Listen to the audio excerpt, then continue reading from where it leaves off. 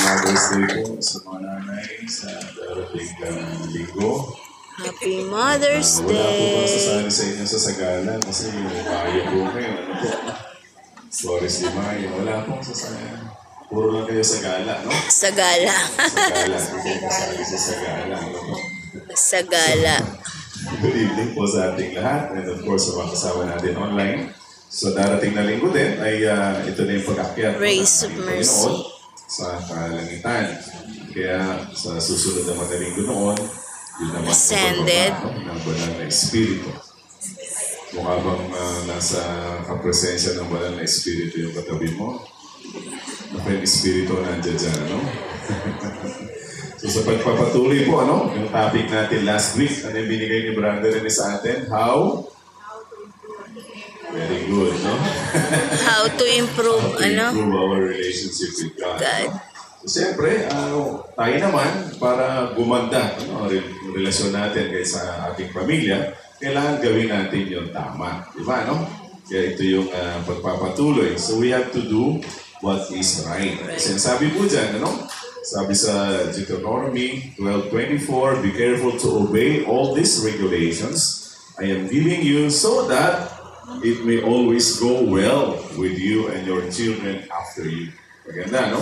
Ibig sabihin, pag maayos ka, sinusunod mo ang Diyos, magiging maayos ang buhay mo, pati na yung mga anak mo. Di ba, no? Because you will be doing what is good and right in the eyes of the Lord your God. Di ba? So, gano'n naman. Di ba tayo na mga magulang na naririto, di ba, pagka magandang ginagawa ng anak natin, ano sinasabi natin sa mga anak natin? No? Magpapait ka, ha?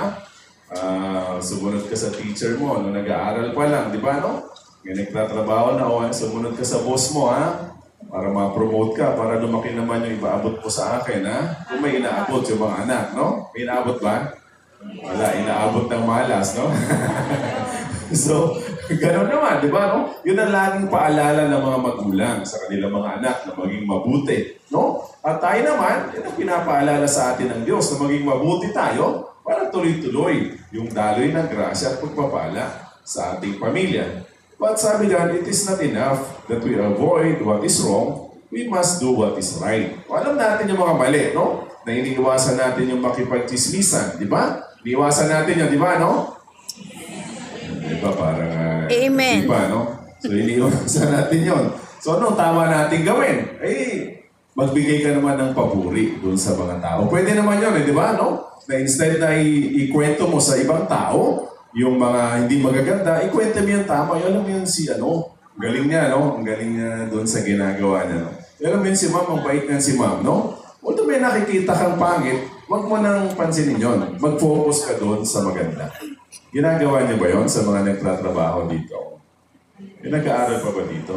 Huwag kay Jimel, wala na, no? Iba nag-aaral na lang na maging mabuting tao, no?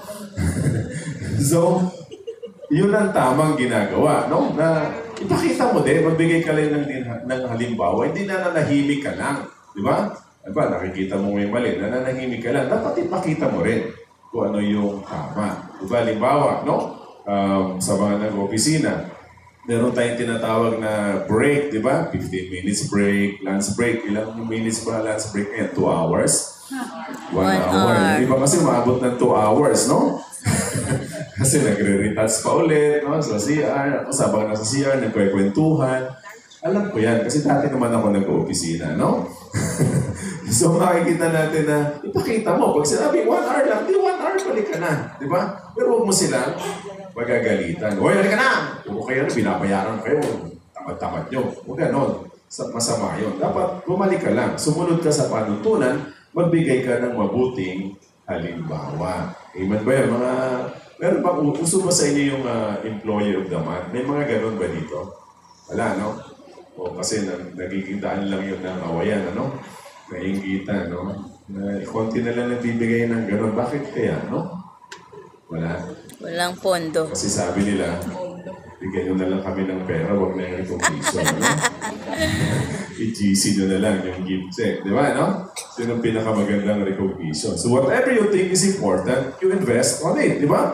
Mahalaga ba sa iyo yung asawa mo? Mahalaga ba sa iyo yung trabaho mo? Mahalaga ba sa iyo yung mga anak mo? Mahalaga ba sa iyo yung negosyo mo? So naglalaan ka ng oras doon. Amen? Nagbibigay ka ng oras. So kung mahalaga sa'yo na i-improve yung relationship mo sa Diyos, then magbigay ka ng tamang oras. Di ba? So gano'n naman ang pag-i-invest. Di ba? Sabi nga nila, sayang naman yung relationship na tumagal ng 11 years. Ang dami mo nang in-invest doon. Pero wala rin nangyari. Di ba? No? Natatawa ka. Naka-11 years ka ba? Hindi naman, no? Walang 7 years, ano? Nakakulay green, no? Hindi na payat, no? So, makikita natin, my dear Pasig Christ, na dami mo nang in-invest, di ba? So, kasi importante sa'yo yun, di ba? So, makikita natin, my dear Pasig Christ, na ano ba yung importante sa'yo? Dapat malinaw muna sa'yo. Kasi importante sa'yo, yun ang binibigyan mo ng prioridad, binibigyan mo ng time, para nang sa ganun mag-grow ang relationship nyo. Di ba? Sa mga Amen. mag-asawa or sa mga mag-un. Di ba? Mag-un. Mag-un. Mahirap ma-develop yung relationship kung hindi naman nagkakaroon ng time na i-develop nyo yun. Kaya mahirap yung mga LDR. Di ba, no? Alam niyo yung LDR, di ba po? Long distance. Ayan. Tama, no? Love affair. Long distance relationship. So madalas, marami nangyayari dyan yung talagang nagkaka-loko-loko. Di ba? Marami tayong mga kwento dyan tungkol sa mga kapatid natin na OFW. Di ba, no? Pag-alis mo, isa anak mo, pagbalik mo, dalawa na. Wala pa naman nangyayari sa inyo, no? Baka dalawa na, no? Kanino yun? So, marami pong kwentong ganyan, no? Dahil dyan sabi ko nga, galing naman ng kasutundo, noong kapanahunan, uso yung mga Saudi, di ba, no? So, pagbalik nila, dalawa na yung anak ko, umalis ako isa naman. 2 taon ako sa Saudi, Paano ganyan, di ba, ano? So, makikita natin, whether it was in Christ, na kung ano yung mahalaga sa'yo, kung mahalaga sa'yo ang Diyos, maglalaan ka ng mas maraming oras para sa Diyos. Para ma-develop yung relationship mo sa Diyos. And at the same time, masabi that if you love a person, you will always find ways to express your love to them. Diba? Gumagawa ka ng paraan para ipakita mo, patunayan mo yung pagmamahal mo sa kanila. Sabi nga nila, words are not enough. Dapat pakita mo, patunayan mo. Kung mahal mo isang tao, hindi naman nakukuha sa puro chocolate lang. Marami namang binigyan ng chocolate kasi nagbibigay lang ng chocolate kasi may ginagawa hindi maganda, no? Nagbibigay lang ng bulaklak kasi meron din ginagawang maganda. Pero yung mga hindi nagbibigay, talagang pinapakita lang, mas pulido pa nga yung mga pagmamahal doon, di ba? May nag-celebrate ng 34 years. Bro, ano bang binibigay mo kay Sister Jenny sa loob ng 34 years? Meron ba? Patanggap ko ng chocolate siya? Ng bulaklak? Hindi, di ba? Pero tumagal ng 34 years. Diba? Kasi nga, pinakita niya lang Pinatunayan niya lang na tapat siya. Pag nasa bahay. Di ba? Pag wala sa bahay, hindi ko na alam. No? So, makikita natin, whether ba sa Christ na mahalaga yun no? Yung patunayan mo, halimbawa, sa mga estudyante, pag sinasabi mo sa mami mo, Mama, I love you, matataas ang grade mo. Yan ang totoong pagpapakita mo ng pagmamahal. Di ba, no? Kung nag-aaral ka pa, marami naman sa atin, no? Talagang nagsumikap, no? Talagang minsan, di maiwasan na may mga bumabagsak talaga. Ibahagi naman ng buhay yun. Amen ba yun? Pag hindi ka bumabagsak, tapos lagi ka na Dean's Lister, praise the Lord. May mga Dean's Listers ba dito? May mga cum laude ba dito sa grupo natin? Wala? Mga summa cum laude. Wala din. Summa. Meron sa mga bilang buhay, no? So, yun yung pagpapakita natin ng pagmamahal. Kung ikaw ay nag-aaral pa, di ba? Kung ikaw ay nagtatrabaho na, kung nagkapamilya ka na, pagpapakita mo ng pagmamahal mo sa pamilya mo, ay hindi mo inuubos yung pera mo sa bisyo mo.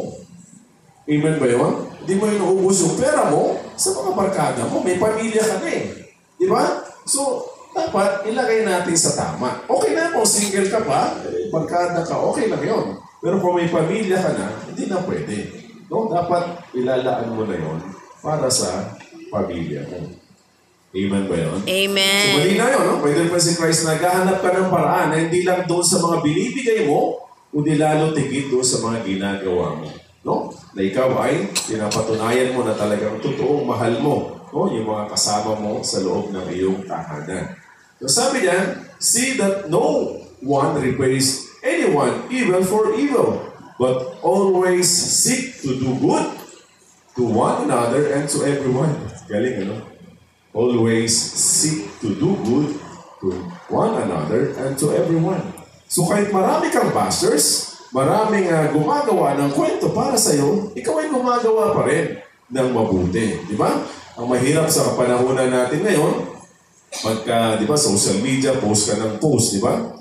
So, uso-uso yung mga body shaming, di ba? No? Lalo na kung mahilig ka sa kape, no? Kung saan-saan ka nagkakape, di ba? No? Tapos, may nakakakita, nainggit, di ba? O, iba pa, ano ka ngayon? No? Body shaming, uso-uso kayo sa kapanahunan, di ba? No? Pero, papatulan mo ba yung mga yon? Ikawan mo pa rin ng kabutihan. Amen ba yan? Ginagawa niyo ba yan? Parang wala. Parang, di pwede, no? Siraulo sila, no? Papakulang ko sila, no? Lintik lang ang walang ganti. Sinasabi pa ba ngayon yan? Yung lintik lang ang walang ganti. Hindi na po. Di alam ng mga Bisaya yun eh. Kasi Tagalog yun. Ako, hindi ko alam ang gamay. Hindi ko alam yung ibig sabihin nun, eh, no?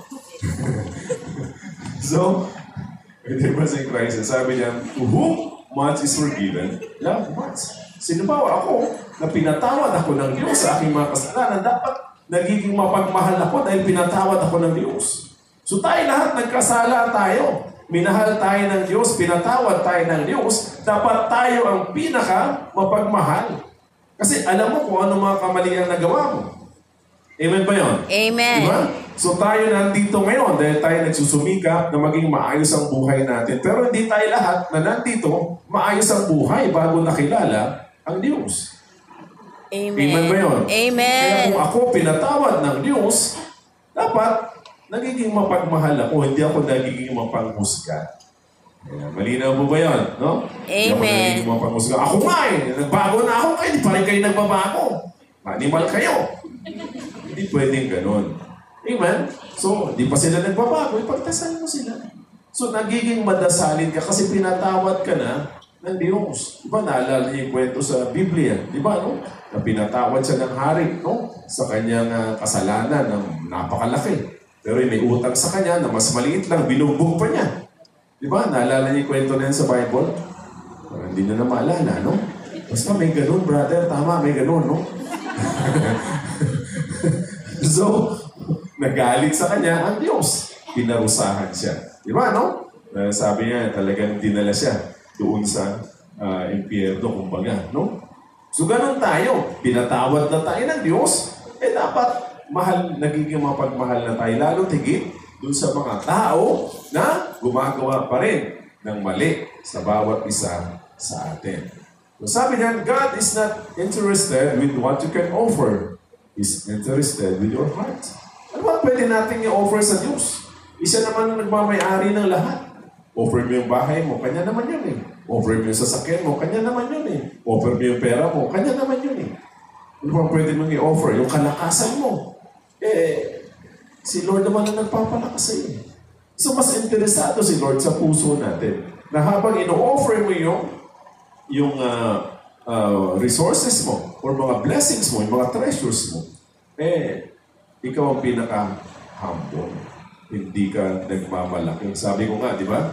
Na kung mas marami kang naitutulong, mas marami kang naibibigay, magpasalamat ka sa Diyos. Huwag mong ipagmalaki. Di ba? Huwag mong ipagmayabang. Kasi, galing naman sa Diyos yun eh. So, hindi matutuwa ang Diyos na, di ba? Ngayon, di ba? Tuloy-tuloy yung mga feeding natin. Iba-ibang chapter yung nagbibigay. Then, in the next few days, di ba? Sa Manila City Jail, no? Kakaroon tayo ng medical mission. Baka may kilala pa kayo mga doctors, no? Kailangan pa natin ng maraming doktor, no? Mga tumulong sa atin, mga magbibigay ng mga gamot, no? Baka may kilala pa kayo. Sabihin nyo lang kay Sister Mike, di ba? So, kung ginagawa mo yon out of gratitude, out of pasasalamat sa Diyos, praise the Lord. Pero kung nagmamalaki kami, ginagawa namin to kami, nagpapakain kami, ano ngayon, di ba? So, nagagawa lang natin yun. Grasya ng Diyos. Amen? Sabi mo, ako laki nang naitulong ko dyan. Ako laki nang nailabas ko dyan. Nang naibigay ko. Bakit? Saan ba galing yung binigay mo? galing din naman yun sa Diyos. Amen ba yun? Amen. So makikita natin, brother, kasi Christ na mas gusto ng Diyos yung puso ng bawat isa sa atin. Kaya di ba sabi kanina, na tayo pinakamapagmahal. Kung maayos ang puso, magiging mapagmahal ka. Amen ba yun? Hindi ka nagiging mapanghusga. So, kahit na nakikita mo yung mali sa kapwa mo, ipinagdarasal mo siya silently. Amen? Ginagawa niyo ba yun? Amen. No? Silently. Bawa sa bahay na lang natin, huwag na tayong lumayo. Di ba? So, minsan, nagkakaroon naman talaga ng konting tampuhan, konting issue sa mga bahay natin. Silently, ipag-pray mo kung sino man yung medyo sa tingin mo, no? Na wisdom na binigay sa'yo ng Diyos na kailangan ipagdasal, ipagdasal mo. Huwag patol ng patol. Amen ba yun? No? Para tuloy-tuloy na maging maayos, no? Ang relasyon natin sa bawat isa at ang relasyon natin sa Diyos. Our relationship with Jesus is more important than the things we can do for Him. Kanina yung mga ibibigay natin. Ngayon naman yung mga magagawa natin. O nagagawa mo maglingkod, nagagawa mo mag-enroll, nagagawa mong ano pang pwede mong gawin, nakapagsimba ka, nagagawa mo yung mga feeding na yan, di ba? Mga medical missions na yan, nagagawa mo yan. Pero, kumusta naman yung relasyon mo sa Diyos? Yun ang pinakamahalaga. Amen? Na out of pity, no? Out of love, di ba? Ikaw ay masaya lang sa mga ginagawa mo. Kaya hindi yung mainit ang ulo mo. Di ba? Wala nang mainit ang ulo sa atin dito, di ba? Mahaba na pasensya natin lahat. Amen. Kunti lang sa mga, di ba? Parang maiksi pa lang ang pasensya. Maiksi pa lang. Di ba sabi ko nga, sa feeding, normally, nakakainis. Kasi mga pinapakain mo, nagkakalat. Yung mga pinapakain mo, umuulit, nandadaya, no? Pumila na. Tapos parang nakita ko ulit, pumila ulit. Diba? Tapos, pagkatapos ng feeding, daming kalat. Nagpakain ka na, maglilinis ka pa. Diba nakakainis yun? Kung ikaw ay hindi malapit sa Diyos. Kung ikaw ay malapit sa Diyos, isasabihin mo, Lord, turuan niyo po na sa susunod, disiplinado po itong mga tao na ito. So, kayahawon sila sa kahirapan. Diba? Para sila naman ang tumulong sa amin na magpakain sa mga darating na araw. Dapat ganun. Hindi mo napagod ka, na-stress ka dahil nagalit ka. Nag-visit na ito, pinakain mo pa, nakalat pa. Kaya mahirap yung mga yan. Kaya ganyan ang buhay ng mga yan. Walang kadisiplina. Puti nga sa inyo. Ganun ka ba? Asan mo relationship doon sa Diyos? Wala. Di ba, no? So, marami kasi ako nasamahan na ganyan. Na mga feeding, wala talagang kadisiplina yung mga pinapakain natin. No? Tapos makikita mo yung pinagkainan, mga styro, makikita mo nakakalat, no? Eh, ikaw naman, dahil nabibisit ka na, bahala na yung mga mamulot dyan, may mga sweepers naman. Paano pag napunta sa ilog yun? Pala nagutan mo yun sa Diyos. Amen? Sabi nila, ganun ba yun? Ganun yun. Kasi relationship with Jesus ang pinag-uusapan. Amen ba yun? Amen. Kung papakain tayo or nag-outreach tayo, bawal magalit. Yung hindi sumusunod sa pila. Yung paulit-ulit, di ba? Yung isa lang siya nakapila, tapos sabihin, 5 po kami. Dami ganun, di ba? No? Experience yun na yan. Isa lang nakapila, pero 5 daw sila. Saan yung 4? Andun po! Tuturo pa sa'yo. Di ba? So, when you were in Christ, pag nagalit ka, talo ka. Mapapagod ka lang. Birin mo, nagpagod ka na ihanda yung mga pagkain na yun, gumastos ka ng pera mo, yung sasakyan mo, gumising ka pa ng maaga, di ba? Para magalit lang. Sana walang nagagalit ngayon sa mga outreaches natin. So far, wala naman. Wala nag-iinan. Ako kami nag-aalit. So, baliwala yun. Kasi sabi niya, mas mahalaga yung relasyon natin sa Diyos kaysa doon sa mga bagay na nagagawa natin para sa Diyos. What you think is the right road may lead to death. Nabasa ko ito, sabi ko, dito papasok yung gift of discernment. Di ba? Kasi sabi dito, when doors of opportunities are open, check first because Satan can open a door for you, bless you, and give you what you want. But you might end where you do not want to be. Naintindihan po natin yun? Gulo, no? Kung ibig lang sabihin niya, whether po si Christ, sa buhay natin, may mga oportunidad na pumapasok. Halimbawa, no? Kaya nga, discernment ang pinag-uusapan, di ba? Gusto mong mag-asawa. May binigay naman sa'yo. Sa tingin mo, yun na. Pero at the end of the day, hindi naman pala yun ang plano sa'yo ng Diyos. Amen. So, sayang. Ano pa? May mga promotion na nakaabang dyan. Di ba? Maganda yung promotion. Eh, maganda talaga yan. Dahil nung nagtatrabaho pa ako, 20% yan, no? Promotion. Di ba? 20% pa rin doon. Just a nice. 50% yan pag promotion. Kasi nung nag-work pa ako, 20% of promotion. Di ba, no? So, okay naman yun.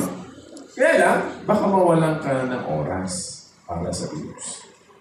Yun ang lagi kong sinasabi. No? Na, okay naman lahat yun. No? Yumaman ka. Okay lang sa atin yun. Kailangan natin yumaman. Kasi may mga pangailangan tayo eh.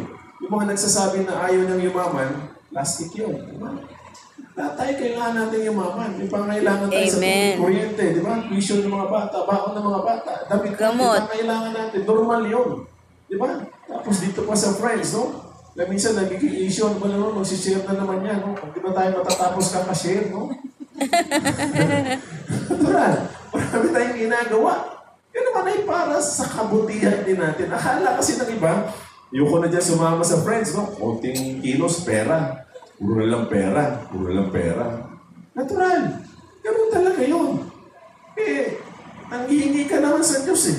Ang problema kung hindi ka nanghihingi sa Diyos, magiging problema mo siya.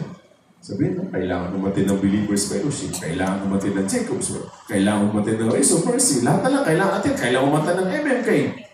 Layo-layo ng bahay namin. Kala nila, malapit ng bahay namin, layo-layo.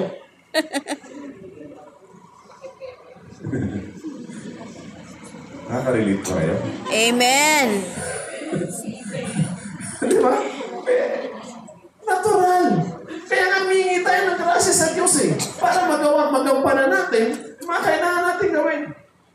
Amen ba yun? Amen. So ingat tayo. Kung may mga oportunidad na pumapasok sa atin na wag mawawala or mababawasan man lang yung oras na inilaan mo na sa Diyos. Halimbawa, ito na yung nailalaan mong oras sa Diyos ngayon. Tapos bigla ka nagkaroon ng mga maraming oportunidad. Huwag mo babawasan yung oras na inilaan mo na dati sa Diyos. Kasi pag binawasan mo yun, ibig sabihin, may problema ka. Amen ba yun? Di ba kaya nga na-share ko na maraming beses na yun ang prayer ko sa Diyos. The Lord, I want to give more time to you, Lord. Pero, di ba sabi ko nga, yan ko ang hiningi ko sa Diyos. Pero Lord, dapat mas malaki yung kikitain ko. Kaysa nung nag-work pa ako sa isang kumpanya. Sana yun din ang prayer niyo. Hindi ba ang prayer niyo? Say, Lord, mas maraming oras, Lord, sa pagtatrabaho, Lord, sayang ang pera. So, pag titingnan mo kasi siya, Jesus, I trust in you nga eh. Di ba? Give more time serving the Lord and you earn more. Opportunities will come. Basta mong babawasan yung oras mo na paglilingkod mo sa Diyos. Isa sasabihin mo, paano yung brother Lito? Hindi ko rin alam. Si Lord ang magkukubit sa iyo. Amen ba yun? Amen. Kasi ganun naman eh. Di ba sabi ko nga, yung sharing ko nga na ito lang, no? Kailan ko siya nakausap.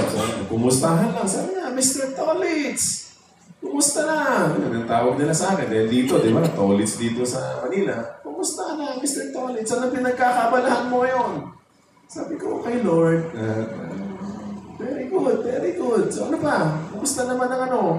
Okay naman. May mga dumadating. Sabi, hindi ka na pumupunta sa mga customers. Sabi ko, hindi na eh, nakakapagod. Hayaan mo nang si Lord na lang magbigay sa akin ng customer. Yun naman ang nangyayari. Diba? Kahapon, may binati lang ako. Sabi ko, happy birthday. God bless. Tapos sagot niya sa akin, thank you. I will talk to my customers regarding your products. Ganun lang, di ba? No? Ganun lang eh. Pero pinag-pray ko yun sa Lord na, Lord, total, maganda naman yung performance nito, Lord. Sana lahat ng customer na hawak nito ang kausap ko, i-offer na lahat ng produkto ko, Lord. So far, gagawin na daw, Lord. May pahala na si Lord, Lord. Diba? Kasi yun ang sabi ko na more time with the Lord, more income. Amen ba yun? Hindi yung more Amen. income, less time for the Lord. Yun ang mali ng karamihan. Diba? Sasabihin, kasi ano naman nagbibigay naman ako, dodoblein ko pa. Diba sabi doon kanina, hindi kailangan ng Diyos yung ibibigay natin. Sa kanya naman galing yun, kailangan ng Diyos yung puso natin. Amen. Amen? So alam nyo na. Amen. No? So yun ang ibig sabihin yan. No? Maraming oportunidad. Pero ingat tayo. We have to discern. Para nasa ganon, nasa ayos pa rin tayo. Put your prayer into action. You were given a feet because you were given a task. Ano yung task na binigay sa atin ng Diyos? Di ba? Tayo lahat, devoto tayo ni Divine Mercy. Ano sabi ni Santa Faustina? Ang role natin is to save souls. So yun ang task na binigay sa atin ng Diyos dahil nandito tayo. To save souls. So anong ginagawa natin? To save souls. Yun ang magandang tanong. Di ba, no? So, Lord, gusto ko pong magbago yung asawa ko. Lord, gusto ko pong magbago yung mga anak ko. Lagi naman gano'n, di ba? Inuuna naman natin lagi ang pamilya natin. So, anong ginagawa mo ngayon para matugunan ng Diyos yung prayer mo na yun? Sana prayer niya yun. Prayer niya ba yun? Amen. Amen, no? Kasi sa maraming chapters, talagang babae lang ang nakikita ko. Hindi ko na makita yung mga lalaki, no? Walang kung nasaan, ano? Binaon na sa limot ng mga asawa nila. No? So, hindi ba si Christ, binigyan kasi tayo ng task ng ating Panginoon. So sabi niya, ang paa ay simbolo ng iyong pagkilos. Ang mga paa natin na nagdadala sa atin sa lugar ng pagpapala o lugar ng pagkakasala. So nasa iyo na yun. Di ba? Kung yung paa mo ba na yan, saan ba napunta yan? Di ba? Na saan mo ba dinadala yung paa mo na yan? Di ba? So, kaya nga, ano lang talaga no? Na maging maingat tayo sa pinupuntahan natin sa araw-araw. Saan ba nakukuha yung grasya? Kung nakukuha natin ang grasya sa Diyos, na araw-araw, dalhin natin ang paa natin sa Diyos. Di ba? Kaya dito sa atin, sinasabi natin, magsimba tayo araw-araw para tuloy-tuloy ang pagpapala sa bawat isa sa atin. Kaya lang sana, yung pagsisimba natin araw-araw ay nakakatulong para tayo ay unti-unti na nagbabago, unti-unti na nabubuhay sa kabanalan. Amen ba yun? Amen. So, saan kaya, no? Yung paa natin, pag wala tayo sa friends, saan kaya nagpupunta yan, no? Sana sa lugar pa rin ng pagpapala. Okay? So sabi niyan, for the eyes of the Lord are on the righteous and His ears are open to their prayer. Ganda, no? So ang mata ng Diyos ay nasa doon sa mga gumagawa ng maayos at bukas ang kanyang tenga sa ating mga panalangin. Amen ba yun? Pero sabi niya, but the face of the Lord is against those who do evil. Di ba? So alam naman natin yung evil Di ba? Pag hindi ka lugod-lugod sa Diyos, alam natin yun. Kaya bukas na bukas ang tenga, no? At kitang-kita ng Diyos tayo lahat na patuloy na nagsusumikap na gumawa ng kabutihan. Kaya sabi niya, avoid occasions that can lead you to sin. So, kung natutunan natin yan, di ba? Kung ang barkada mo may nagdadala sa iyo para ikaw ay magkasala, ipagtasal mo na lang sila. Huwag ka nang sumama sa kanila. Di ba? Ganun lang naman yun So, pipiliin din natin yung mga tao na nakakasama natin. Di ba? So, ingat na tayo. No? Hindi na tayo pwede doon sa mga mga gano'n. Di ba? No? Tapos nagbabar hopping ka. Di ba? No? Hindi na tayo pwede sa gano'n. Di ba? Kasi, saan ka dadali nun? Siyempre, pagka meron ka ng alak sa katawan, nag-iiba talaga ang kaisipan ng mga tao. Nag-iiba ugali ng mga tao. Diba? Na-experience ko na yan. Makakilala nyo, napakabait pag hindi nakakainom. Pero pag nakainom, maintindihan ng ugali. No? May kilala kayong ganon? Meron. No? Hindi kayo yon? Dati Hindi na ngayon. So, makikita natin whenever si Christ, na iiwasan natin yun. Pipiliin natin yung mga tao na makakasama natin. Then, there's no assurance. Ito pa maganda, no? that if you believe in God, your life will be pleasant. No, the only assurance is eternal life. Pag sinabi mo, Lord, naglilingkod naman ako sa iyo, Lord, sumusunod naman ako sa iyo, parang hindi maganda. No, parang hindi kaaya-aya ang buhay ko. Yung assurance naman na bigyan ng Lord, eternal life. Amen? Yung nararanasan natin dito sa mundong ibabaw, mga consolations lang yun. Di ba? May maayos kang bahay, may maayos ka sa sasakyan, may maayos ka na pamilya, may maayos ka na negosyo, mga consolations lang yun. Pero, hindi naman sa lahat ng oras, ay maayos ang buhay mo. Amen ba yun? Amen. Kasi ang pangako naman ng Diyos is eternal life. Hindi naman yung dito eh. Diba sabi ko nga, at the end of the day, lahat ng na-invest mo dito sa mundong ibabaw, iiwanan mo rin naman lahat yan. Wala ka namang madadala eh. So, pinapa-enjoy lang sa'yo ni Lord kung ano man ang na-enjoy mo kasi ikaw ay nagiging mabuting manggagawa ng Diyos.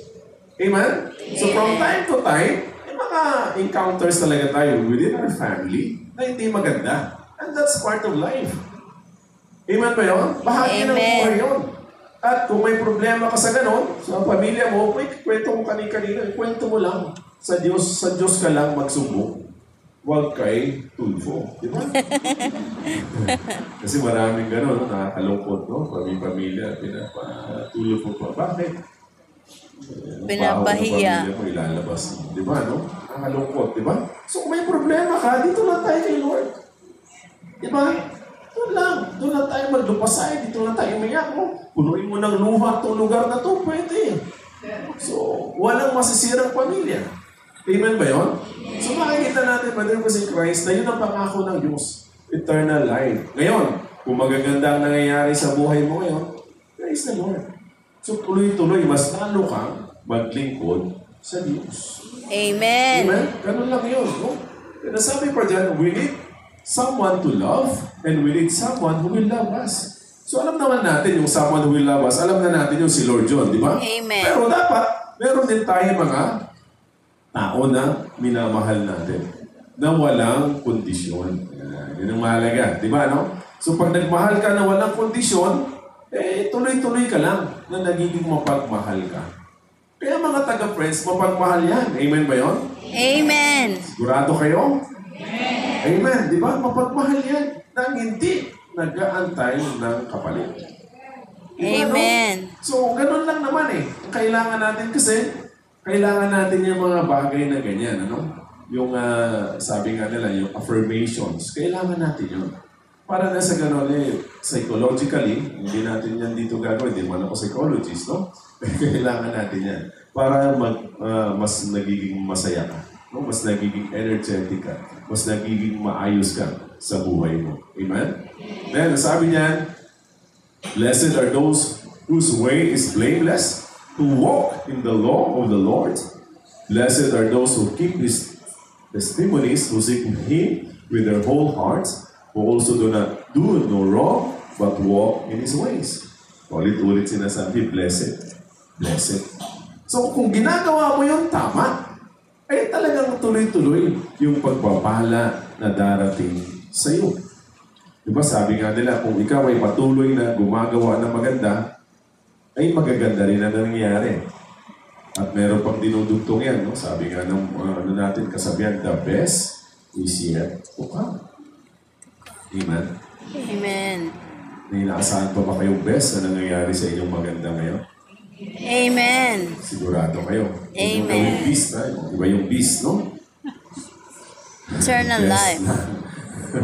The best is yet to come. Kasi nga, tuloy-tuloy lang. Minsan, nakakapagod na lang talaga. Pero hanggat kaya mo, di ba? Sabi nga ni Sister Frank kanina, pero naman, pag may patay, paulit-ulit yung kwento nung namatayan, di ba? Yung kwento sa kanya, yun din ang kwento kay Grace. Kasi ako nakikinig lang ako, ayoko na magtanong, no? Bago mamatay si Sister Rose, gusto mag-believers, gusto mag-caretaker, gusto ano pa ba yun? Mag-Grace of Mercy, gusto mag-MMK, lahat gusto puntahan sa friends. Kaya hindi na kaya eh. Diba, no? So tayo, huwag natin kapaguran. Di ba kasi napapagod dahil sa pamasahe? Ano na naman yung pamasahe? Di ba? Pamasahe ka sa bulag para mawala yung sakit ng katawan mo. iba yun. yung pera na kailangan mo, hingin mo lagi sa Diyos. Amen. Tulungan ka ng Diyos. Hindi ka pababayaan ng Diyos. Kung maayos ang puso mo, dadaling ka ng Diyos, ituturo ka ng Diyos sa mga tao na tutulong sa'yo. Para Amen. lahat ng pangailangan mo sa misyon, ibibigay sa'yo ng Diyos. Nang sobra-sobra pa. Amen. Yan ang prayer ko. Kasama kayo sa prayer araw-araw. Sabi ko, Lord, lahat ng tapat at masipag nating magagawa. I-bless niyo po sila sa pangailangan ng pamilya nila at pangangailangan nila sa misyon. Amen. Daily prayer ko yun. Para sa mga lahat ng tapat. Amen. Lagi may word na tapat at masisipag na magagawa. Kasi hindi lahat ng masisipag tapat. Pero lahat ng tapat masisipag. Amen ba yun? Amen. Kasama yan. Hindi pwedeng nagmi-mission ka tapos hindi ka hingi kay Lord ng panustos para sa pangkailangan mo sa mission. Hindi pwede. May pangailangan ka rin sa pamilya mo. Hingin mo rin yun sa Diyos. Kasi tapat ka naman naglilingkod sa Diyos. Yan ang problema sa atin. Diba sabi ko nga, sinabi ko na yan, pinangahawakan ko lagi. Yung sinasabi ni Brother Min na pwede mong singilin si Lord. Amen. Madalas ako maningin sa Diyos, Lord, pwede naman. No? Pwede. Ginagawa ko yan palagi na nangihingi ako sa Diyos. Kasi sabi ni Brother Min, basta maayos ka, ikaw ay tapat, no? Pwede ka mangingi sa Diyos. Ang problema sa atin, nasabi, patika mo natin ngayon. Kulang budget. Susunod na lang, mag-iipon muna ako. Pwede ba yun? Hindi pwede yun sa Diyos. Hingin mo sa Kanya. Di ba? Wala namang imposible sa ating Panginoon. Listen to God to do what is right. Be attentive. Di ba? So, makinig tayo sa Diyos. Kausapin natin siya. Di ba yung moment of silence natin, yung sinasabi ko sa inyo, na ang pinaka-importante sa prayer life natin is yung silence. Moment of silence. Para makpakinggan mo kung ano yung sasabihin sa iyo ng Diyos. At maging attentive tayo. Di ba? Lalo na sa panahon natin ang daming distraction. Di ba? Ang dami-daming distraction. Napakarami. No? Sabi ko nga, minsan pag nagko-commute ako, nagugulat na lang ako, bigla na lang tumatawa yung mga tao. Yung pala, nanonood ng TikTok, no? Marami kasi dumadaan sa feed mo ng TikTok, no? Dami nakakatawa. Kaya may mga kasabay ako minsan, bigla na lang tumatawa. Sabi ko, nasisiraan ba na ba ito? Tapos pagtitignan ko yung cellphone, nanonood pa na ng TikTok si ate o si kuya, no? So, be attentive. Ang daming distraction ngayon. Ang tinuturo ngayon ng mga tao is a comfortable life. Hindi po. Pag ang buhay mo ay komportable, hindi ka makakarating sa lahat. Tandaan niyo yan. Amen. Kung sinabi mo, masaya ako ngayon, brother. Kung masaya ka, hindi ka mapupunta sa langit. Gusto mo mapunta sa langit, hindi komportable ang buhay mo. Kailangan may ginagawa ka din. Di ba? May ginagawa ka din na paglilingkod. Diba? Kasi pag masyado na routinary yung araw mo, mas wala ka nang nare-reach out. Okay lang yung mga nag-i-intro araw-araw, no? Ang intensyon ay talagang maipakilala si Divine Mercy, hindi lang makalibre ng pagkain, no? Kasi yung mga nag-i-intro araw-araw para makalibre ng pagkain, di ba? Pero kung nag-i-intro ka araw-araw para talagang maipakilala mo si Divine Mercy, praise the Lord. Napakahirap niya, lalo na ngayon, napakainit ng panahon, di ba? Amen. Paano kung dumating naman ang tag-ulan? Umuulan. Ang kalaban natin, di ba? So, tuloy lang. So, maging attentive lang tayo. Kasi nga, marami tayong hinihingi sa Diyos. Marami pa kayong hinihingi sa Diyos. Amen. Amen. So, marami tayong dapat, no, napakinggan, no, sa ating Panginoon. Peace is a product of having a right relationship with God. So, in spite of, di ba, sabi nga nila, pagkatapos ng El Nino, La Nina naman. Mga ano yun mga distractions yan. Ito yung mga bagay na parang nag-aalala ka. Di ba? Pero nagkakaroon ka ng kapayapaan. Kasi ano mo naman na, Lord, kahit na mainit ang panahon, kahit na bumaha pagkatapos nitong El Nino, La Nina naman, di ba? Pero kayo na pong bahala, Lord. Kayo naman po ang gagawa ng paraan. Alam ko naman, Lord, na proteksyonan niyo. Ganun lang naman di ba? Amen. Di ba, nag-iisip na baha. Bibili na lang kung ano-anong gamit. Bibili na ng amphibian boat, mga ganyan, no? Mahal yun. So, pwede naman si Christ. Bota. Sa panahon natin na ngayon, lalo na. No? Napakagulo na po ng mundo. No? Hindi natin alam anytime kung anong pwedeng mangyari dyan sa WPS na yan, di ba? Sa West Philippine Sea. Hindi natin alam eh. No? Masyado na agresibo yung China. Hindi na natin alam ang pwedeng mangyari. No? Ang dami ng estudyante ng Nainchik, nasa Cagayan daw, nag-aaral. Mga espiya daw. Pati AA3, pinapasok. Hindi na natin alam eh. So, kung ikaw wala ka sa presensya ng Diyos, mabubuhay ka na lang sa takot. Di ba? Natatakot ka kasi hindi ka marunong magsalita ng Chinese. Di ba, no? Hindi.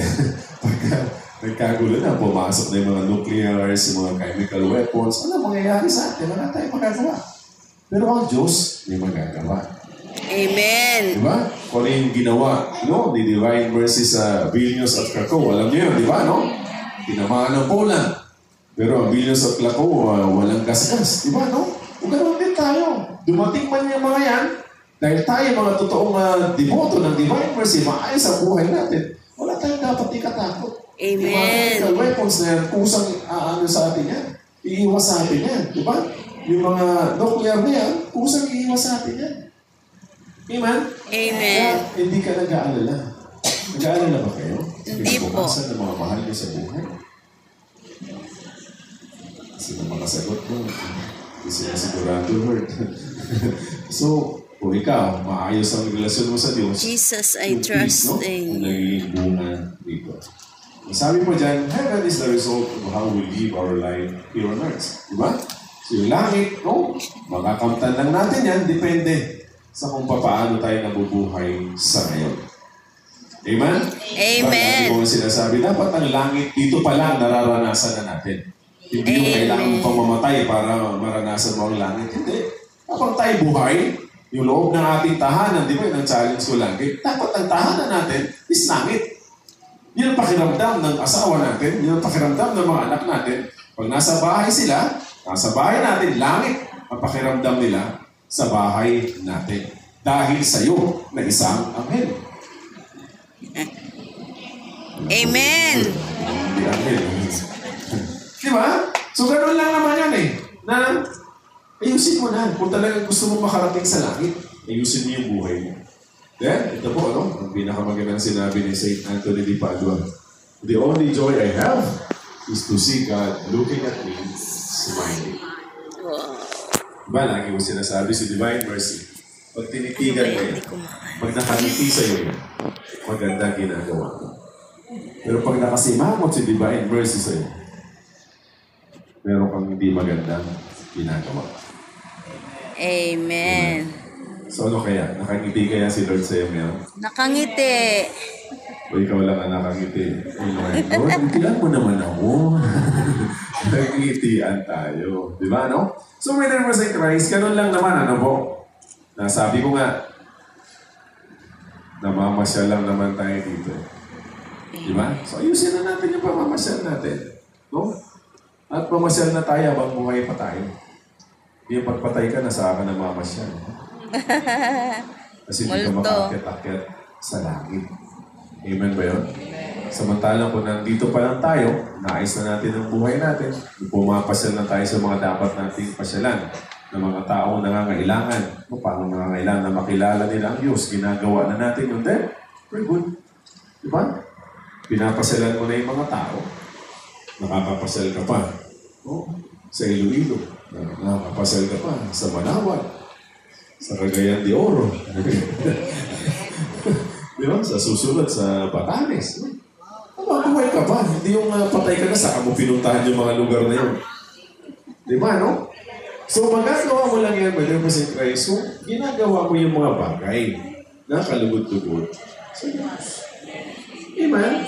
So, again, Brother St. Christ, lagi kong sinasabi, balikan mo yung sarili. Kumusta ka na bilang lingkod ng Diyos? Ano na ang naging bunga dahil ikaw yung umaatin ng Believers Fellowship, umaatin ng Jacob's Well, umaatin ng Race of Mercy, umaatin ng MMK, umaatin ka ng mga feeding programs natin. Ano nang nangyari sa'yo?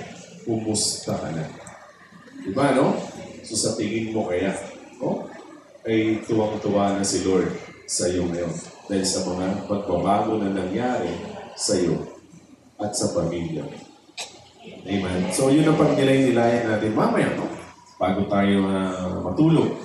Para na sa ganun ay mag-ising pa tayo bukas, no?